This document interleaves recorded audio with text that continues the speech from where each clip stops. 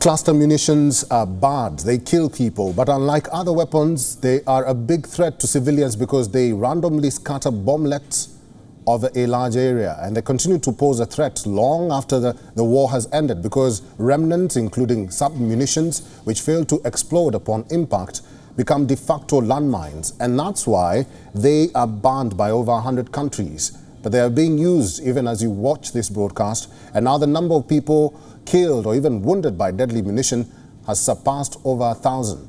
The surge in deaths due to the ongoing Russia-Ukraine war has surpassed those in Syria. Last year alone, as per an international watchdog, at least 300 deaths were reported in Ukraine. Ukraine has now surpassed Syria as the country with the highest number of casualties from the controversial weapon.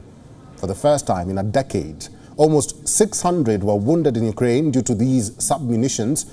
Russia's usage of bombs on the battlefield, which releases scores of smaller bomblets in its invasion of Ukraine, and the usage of these sub-munitions by the Ukrainian forces made 2022 the deadliest year on the planet, as per Cluster Munition Coalition. This comes amid United Nations Secretary General Antonio Guterres' warning against using bomblets on the battlefield.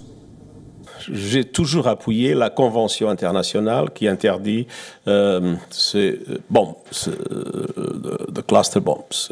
Et c'est ma position, et cette position se maintient. Naturellement, je comprends que ni les États-Unis, ni la Fédération russe, ni l'Ukraine ont signé la convention, mais de mon point de vue, la Convention a été un instrument très important et il faut que ces bombes ne soient pas utilisées dans les champs de bataille. So, what are these cluster munitions? They are normally released, or they release large numbers of smaller bomblets that can kill indiscriminately over a wide area. Experts say cluster munitions will be useful in countering the infantry heavy assault units Russia has used to gain ground in Ukraine. Cluster munitions are controversial as some sub-munitions typically fail to detonate, leaving behind unexploded ordnance that can harm civilians or even friendly forces. As per reports, the deadliest attack in Ukraine was a bombing on a railway station in the town of Kramatorsk that killed 53 people and wounded 135.